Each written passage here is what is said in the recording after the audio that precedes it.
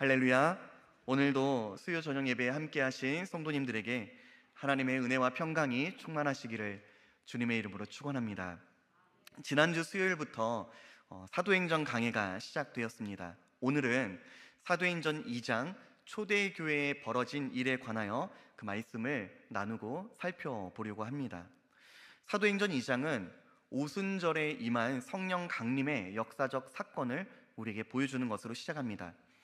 성령 강림 사건은 초대교회 역사에 매우 중요한 사건이었습니다. 왜냐하면요, 교회가 예수 그리스도의 증인으로 살아가는 그 능력과 사명을 감당하는 모습이 바로 이때부터 시작되었기 때문입니다.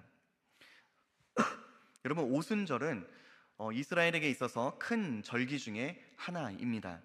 유대인에게는 3대 명절이 있는데요, 유월절, 오순절, 그리고 초막절, 이 세 개의 절기를 큰 명절로 지킵니다. 유월절은 이스라엘이 하나님의 구원하심으로 출애굽하게 된 그 날을, 그 사건을 기념하는 절기입니다.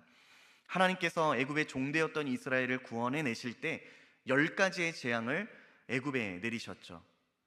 10번째 재앙은 애굽의 모든 처음 난 것, 그러니까 모든 가정과 육축들의 장자, 큰 첫 번째 된 것이 다 죽임을 당하는 사건이 벌어집니다.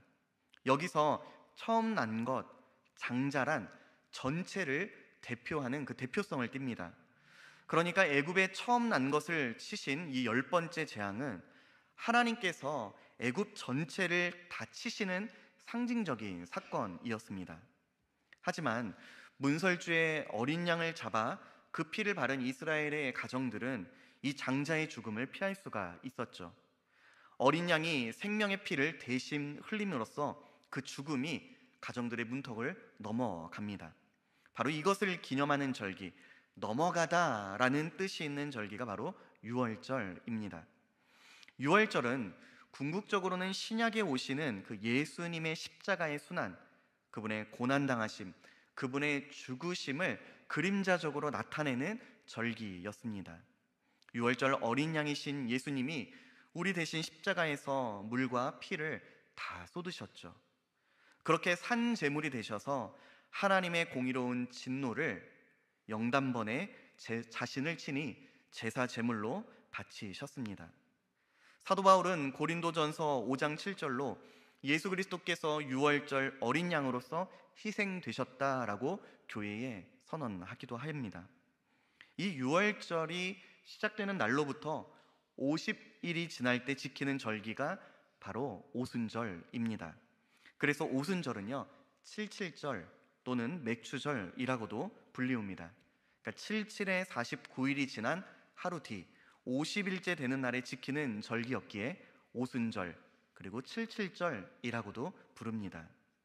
또 이때는 이제 가을이 오기 전에 첫 보리를 추수하는 시기였기에 맥추절이라고도 부릅니다. 구약의 출애굽한 이스라엘이 시내산에 이르게 되었을 때에 바로 이 오순절 절기를 처음으로 지키게 됩니다. 그리고 그때 하나님과 이스라엘이 무엇을 했는가 하면 언약을 맺습니다. 율법을 수여받았어요. 오늘날로 치면 신랑과 신부가 언약식을 한 겁니다. 그 언약식의 중보자는 모세였죠. 이 언약식을 치를 때 어떤 일이 있었는가 하면요, 불과 바람과 큰 진동이 있었습니다. 출애굽기 19장의 말씀입니다. 모세가 하나님을 맞으려고 백성을 거느리고 진에서 나오매 그들이 산 기슭에 서 있는데, 18절 같이 읽어볼까요? 시작. 시내산에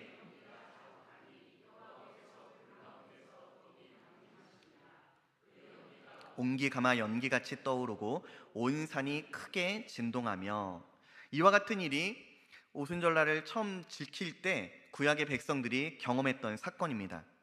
근데 놀랍게도요, 오늘 이와 매우 비슷한 사건이 사도행전 2장에서 벌어집니다.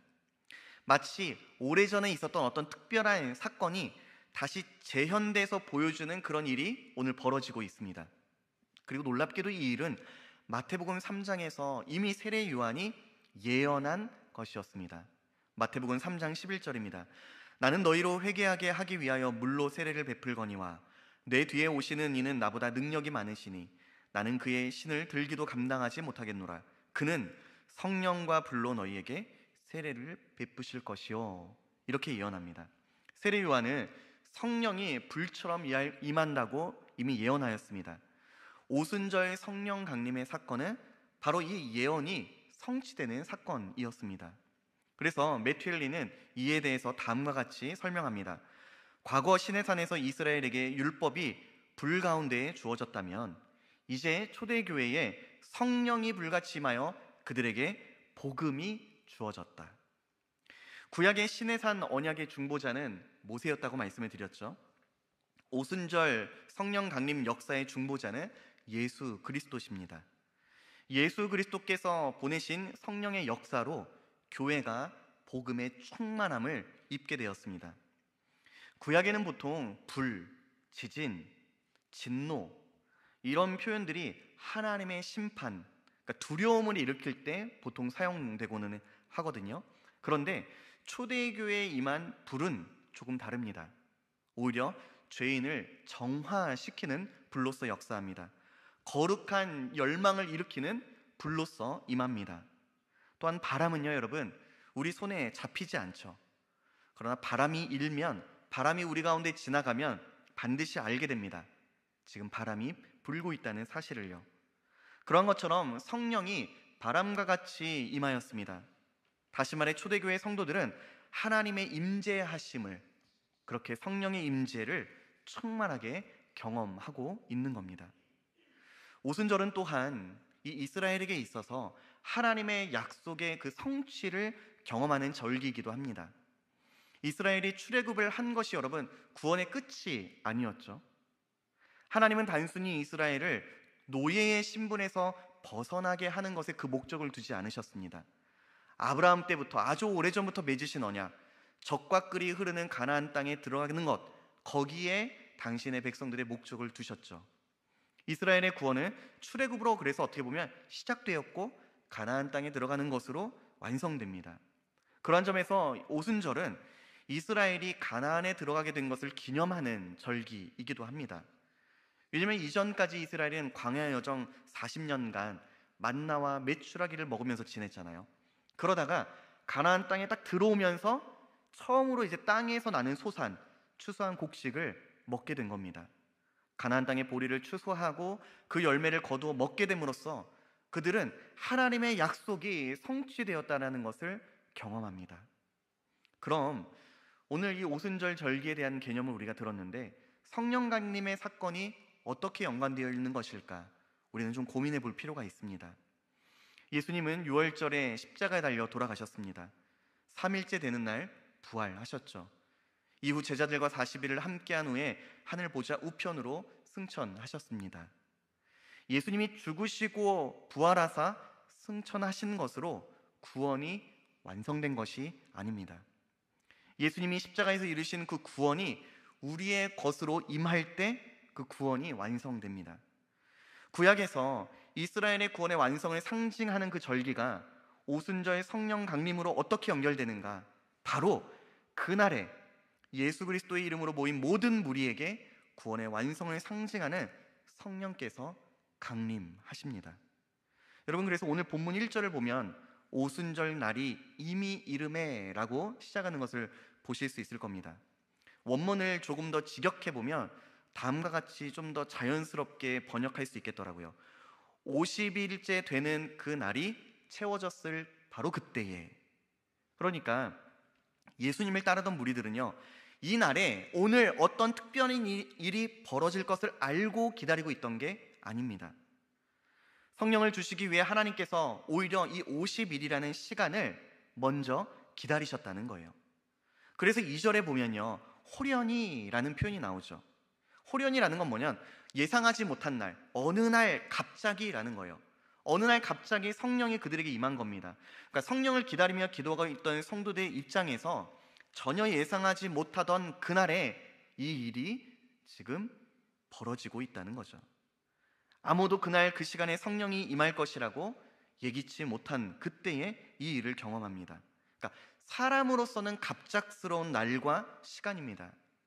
하지만 하나님 편에서는 도리어 아주 오래전부터 계획하셨던 바로 그날, 하나님의 때가 찬 바로 그날 이 모든 일이 일어났다고 성경은 우리에게 전합니다. 이걸 통해서 우리가 무엇을 발견할 수 있을까요? 하나님은요, 어느 날 우연히 일하시는 분이 아니라는 거예요. 즉흥적으로 뭔가를 행하시는 분이 아니십니다. 창세 전부터 계획하시고 그 뜻을 이루어 가시며 그 때가 차기를 기다리시는 하나님이십니다. 그리고 때가 차면 지체 없이 일하시는 하나님이십니다. 우리가 해야 할 일은 무엇이냐면 그 때를 믿음으로 기다리는 겁니다. 언제일지는 모르지만 하나님이 계획하신 때가 있다는 것을 신뢰함으로 기다릴 수 있어야 합니다. 예수님께서 무리에게 말씀하셨죠. 아버지께서 약속하신 것을 너희가 기다려라.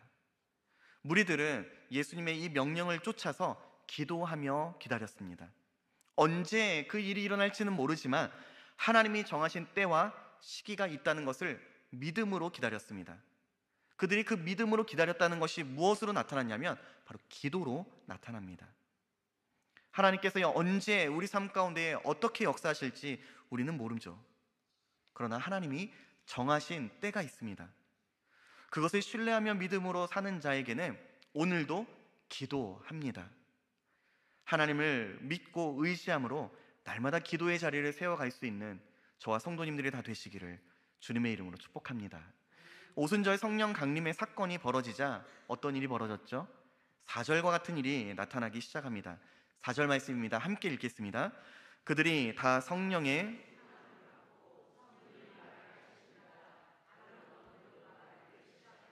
아멘, 감사합니다. 성령의 충만함을 받자 다른 언어들로 말하기 시작합니다. 이 다른 언어들이 어떠한 언어인가 하면은 9절부터 쭉 나오죠. 바데, 메데, 엘람, 메소보다미아, 유대, 갑바도기아, 본도, 아시아, 부르기아, 밤빌리아, 애굽, 리비아, 로마, 그레데, 아라비아. 그러니까 아시아를 비롯해서 유럽과 아프리카에 이르는 그 언어들을 유창하게 하기 시작합니다. 예전 성경은 이 다른 언어로 표현된 이 용어를 방언이라고 번역했거든요. 근데 저는 오늘 읽은 성경 번역이 좀 더 잘 이해하는 표현이라고 좀 생각합니다.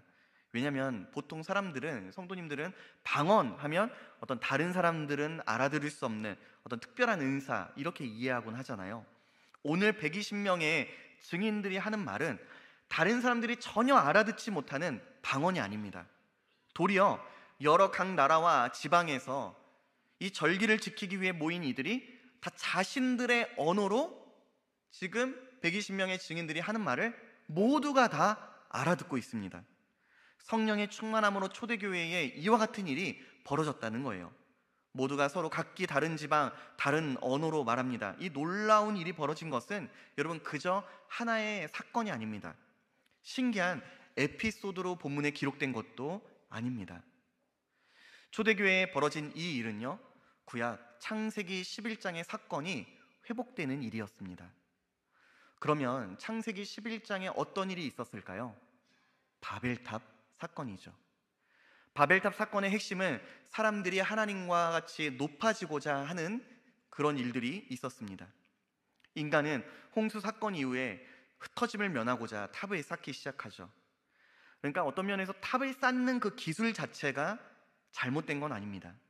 그러나 그 동기와 목적이 하나님 보시기에 악하였습니다.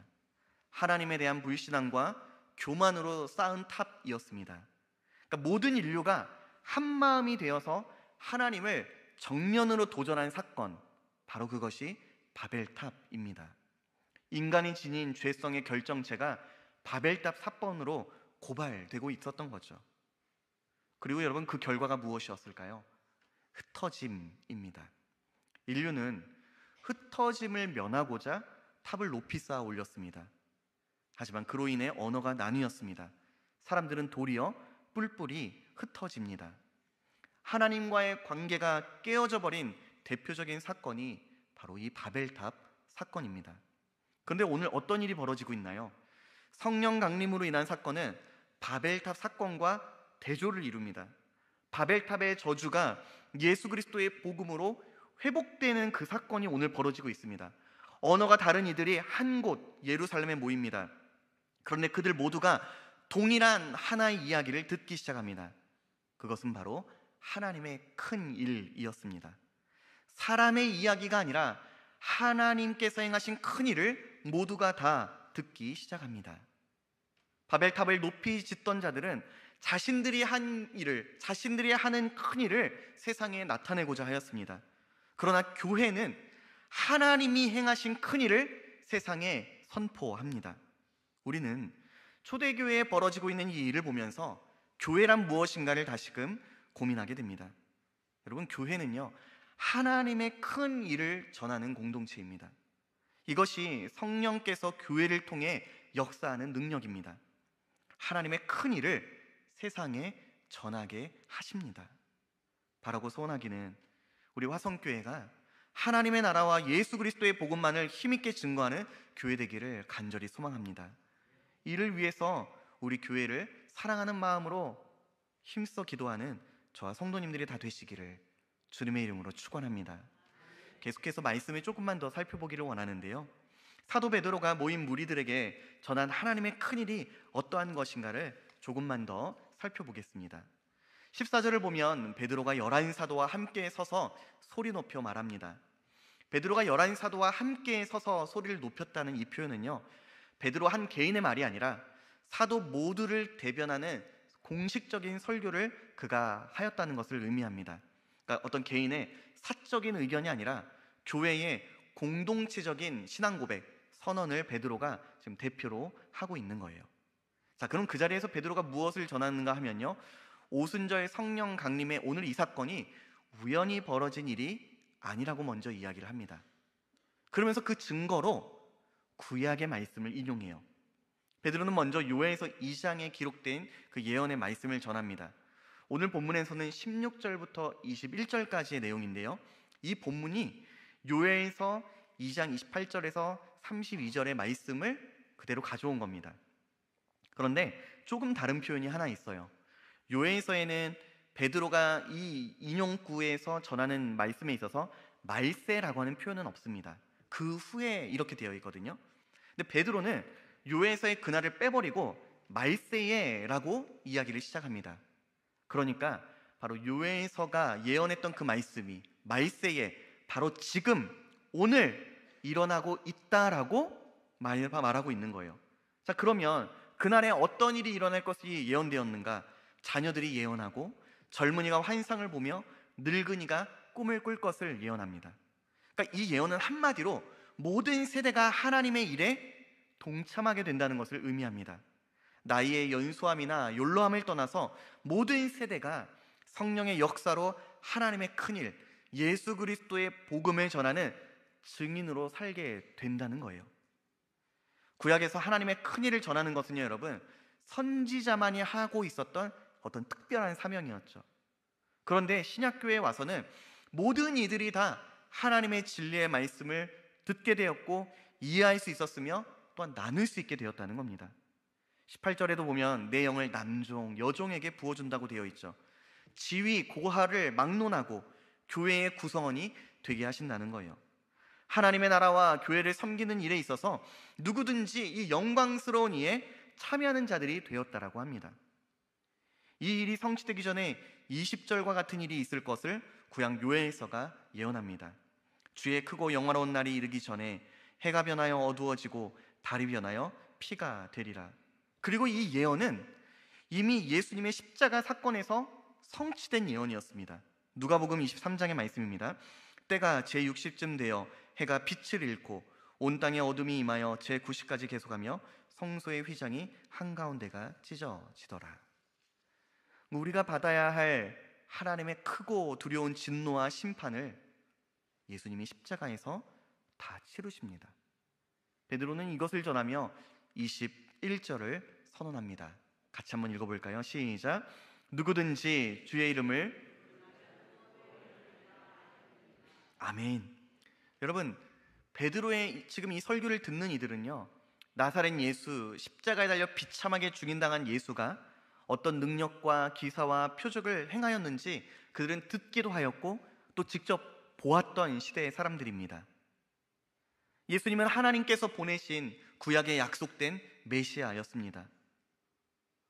그러나 정작 메시아를 기다렸던 사람들은 그들 가운데 메시아가 오셨지만 알아보지 못하였습니다. 빛이 어둠 가운데 왔으나 어둠이 그 빛을 알아보지 못하였습니다. 그리고 그들은 그 어둠 속에서 법 없는 자들의 손을 빌려 예수님을 십자가에 못 박아 죽게 하였습니다. 그러나 하나님께서 이 죽임당한 예수를 사망에서 일으키셨습니다. 베드로는요, 이 모든 일들이 우연히 벌어진 사건이 아니라고 말합니다. 그러면서 앞에 요에서의 예언이 성취된 것처럼 예수 그리스도의 죽으심과 부활 또한 구약에 예언된 하나님의 말씀의 성취라고 선언합니다. 바로 그 내용이 25절로 28절의 말씀이죠. 여기서 베드로는 이제는 다윗의 시편 16편 8절에서 12절을 인용합니다. 그러니까 다윗이 시를 지어서 자기를 가리켜 어떤 노래를 부르는 줄 알았는데 사실은 그게 아니라 우리 가운데에 오신 예수님을 바라보면서 예언한 예언적인 시로 다윗이 노래를 만들어 불렀다고 베드로는 설명합니다. 모인 무리가 다 아는 것처럼 다윗은 오래전에 죽었고 장사되었습니다. 그 묘가 오늘날에 이르기까지 그들 중에 있습니다. 그런데 다윗이 시편 16편에서 어떤 것을 노래하냐면 자신이 썩음당하지 않을 것을 이야기합니다. 그러니까 다윗은 자기 자신을 향해 이 모든 것을 이야기한 게 아니라 자신과는 비교될 수 없을 정도로 위대하신 분을 바라보면서 이 모든 것을 고백하였다고 베드로가 설명합니다. 30절과 31절입니다.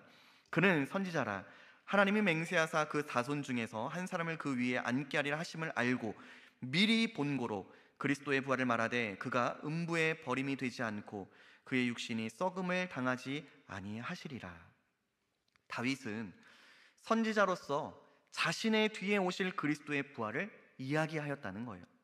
베드로는 다윗이 전했던 분이 바로 너희가 죽게 했던, 너희가 십자가에 못 박아 죽게 했던 예수 그리스도시다 라고 선포합니다.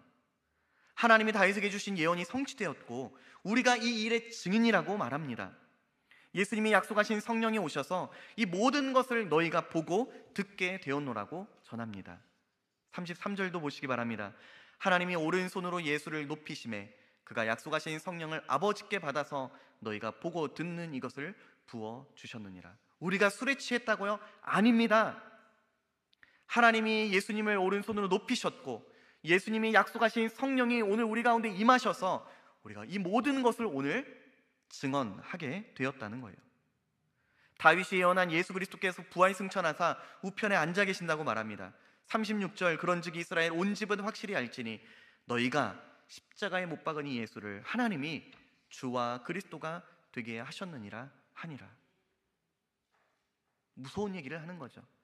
당신들이 무시하고 멸시하였을 뿐만 아니라 못 박아 죽게 하였던 그 예수님이 하나님이십니다라고 선언하는 겁니다. 베드로의 설교를 듣는 이들 중에는 아마 신실한 유대인들도 많았을 겁니다. 그리고 그들은 스스로를 의롭다 여겼겠죠. 선민이라는 자부심도 있었을 겁니다. 이방 나라 사람들은 다 죄인으로 보았을 거예요. 율법을 성실히 지킨 자신들만이 하나님 앞에 선하다 인정받을 수 있다. 천국에 갈 사람이 있다면 바로 나 같은 사람이 아닐까라고 여겼을 거예요. 그런데 베드로의 설교를 듣는 순간 그들이 깨닫기 시작합니다. 내가 하나님 앞에 얼마나 추악한 죄인인가를 깨닫기 시작합니다. 37절입니다. 그들이 이 말을 듣고 마음에 찔려 베드로와 다른 사도들에게 물어 이르되 형제들아 우리가 어찌할꼬 하거늘. 내가 이런 악한 자였구나. 내가 소망 없는 자였구나. 내가 메시아를 죽게 만든 죄인이구나. 나는 하나님 앞에 망한 자로구나. 어찌할 바를 모르는 이들에게 베드로가 전합니다. 하나님께서 바로 그런 너희를 위해서 독생자를 보내셨다고요. 너희가 회개하여 예수 그리스도의 이름으로 세례를 받고 죄사함을 받으면 성령을 선물로 받을 것을 말씀합니다. 그리고 그날에 수많은 무리가 세례를 받게 되는 놀라운 일이 벌어집니다. 41절과 42절을 같이 읽어볼까요? 시작. 그 말을 받은 사람들은 세례를 받음에 사도의 가르침을 받아 서로 교제하고 떡을 떼며 오로지 기도하기를 힘쓰니라. 아멘. 성령의 임재 가운데 초대교회에 벌어진 놀라운 일은 바로 하나님의 큰 일을 전하였다는 겁니다. 여러분, 종말의 가장 큰 특징이 있다면 바로 이것입니다. 종말이란 예수님이 오신 후 다시 재림하시기까지 모든 기간을 뜻합니다. 우리는 이 종말의 때, 이 종말의 시간을 살아가고 있습니다. 그리고 이 종말의 때 벌어지는 일이 있는데 그것은 바로 차별이 없다는 거예요. 목사님이 하시는 하나님 말씀을 누구보다 잘 아시고 잘 전하니까 나는 설교만 잘 듣고 배워야지, 이게 아니라는 거예요. 우리는 모두가 다 복음의 영광스러운 선포와 하나님의 꿈을 맡은 자들이라는 겁니다. 하나님께서 교회에 주신 꿈이 있어요. 복음의 능력을 선포하고 세상에 널리 전하는 겁니다. 여러분, 이건요 특정한 몇몇 사람에게만 주어진 특별한 일이 아니에요. 모든 믿는 자에게 주신 꿈입니다. 이걸 너무나도 잘 드러내는 표현이 있어요. 교회는 운명 공동체다. 이것이 저와 여러분을 향한 부르심입니다. 여러분, 우리는 예수 그리스도 안에서 모두가 다 같은 꿈을 맡은 자들이에요. 하나님의 열망을 전하고 선포하는 자들입니다. 우리는 모두가 다 하나님의 대사들이라는 거예요. 초대교회에 벌어진 일은 큰 기쁨의 좋은 소식, 예수 그리스도의 복음이 선포되는 것이었습니다. 예수님이 말씀하셨습니다. 오직 성령이 너희에게 임하시면 너희가 권능을 받고 예루살렘과 온 유대와 사마리아와 땅끝까지 이르러 내 증인이 되리라. 이 말씀의 성취가 바로 오순절 성령 강림으로 시작되었습니다. 증인됨의 역사가 시작되었습니다. 이전까지는 내 생명을 건사하기 위해서 숨고 도망쳤던 이들이 이제는 예수의 이름을 위하여 고난의 현장으로 나가기 시작합니다. 나 중심으로 살던 이들이 공동체 중심의 삶으로 변화되기 시작합니다. 사도들의 가르침을 받습니다. 서로 교제하며 떡을 뗍니다. 오로지 기도하기를 힘씁니다. 이 모든 것이 구원받기 위해서 한 게 아니에요. 구원받은 자가 그 구원의 감격과 기쁨 가운데에 주님과 연합됨으로 이와 같은 일들이 일어납니다. 주님과 더불어 사는 삶, 이전과는 완전히 다른 삶. 여러분, 이것이 오늘 초대교회에 벌어진 일입니다. 이것이 성령의 역사로 회개하고 회심한 초대교회에 일어난 부흥이라고 성경은 우리에게 말씀합니다. 저는 초대교회에 벌어졌던 이 놀라운 일들이 우리 화성교회에서도 동일하게 일어나기를 간절히 소망합니다. 복음으로 말미암은 부흥의 가장 큰 특징은 여러분 무엇이냐면 함께 모여 복음을 나눈다는 겁니다. 초대교회 성도들은 모이기에 힘썼어요. 기도하기를 힘썼습니다. 힘썼다라는 것은요, 헌신했다는 거예요. 복음은 개인의 행복을 넘어 교회에 속한 성도들과 더불어 그 복음의 부요함을 함께 경험합니다. 복음으로 인한 부흥이 일어날 때 교회는 반드시 그 복음으로 말미암아 하나됨을 경험하게 됩니다. 그리고 그 복음으로 인해서, 부흥함으로 인해서 공동체 안에서 사랑을 누립니다. 성경이 전하는 복음의 능력이 바로 그러합니다. 남녀, 노소, 주인이나 종 모두가 다 차별 없이 하나님의 조건 없는 사랑을 경험하기 시작합니다. 서로가 서로의 가치를 외적인 것에 두지 않기 시작합니다. 성별이나 연로함이나 신분에 두지 않아요. 피부색이나 세상의 지위나 명예에도 가치를 두지 않습니다. 서로를 하나님의 형상으로 여깁니다. 서로를 하나님의 거룩한 자녀로 바라봅니다. 서로가 서로를 존귀한 존재로 여깁니다. 이것이 복음의 능력으로 교회가 경험하는 일입니다. 여러분, 사도행전의 역사적인 배경을 한번 생각해 보시기 바랍니다. 이때는 주인계층도 있었고 노예계층도 있었잖아요. 부리는 사람이 있었고 부림 당하는 사람이 교회 안에 있었습니다. 귀족이 어떻게 평민, 노예와 한 식탁에서 식사를 하고 삶을 공유하며 나눌 수 있을까요? 상상조차 하기 힘든 일이죠. 그런데 복음이 이 일들을 일어나게 합니다. 그들은 복음 안에서 한 가족이 됩니다. 그러니까 희생을 희생으로 여기지 않게 돼요. 자원함으로 자신의 것을 아끼지 않고 내놓습니다. 서로가 서로를 위해 희생하니까 어떠한 일이 벌어지냐면 그들이 모인 곳이, 그 교회 공동체가 천국이 되는 거예요. 천국은 이렇게 희생하는 자들의 모임과 같습니다. 여러분, 지옥은 어떨까요? 너가 나를 위해 희생해야지.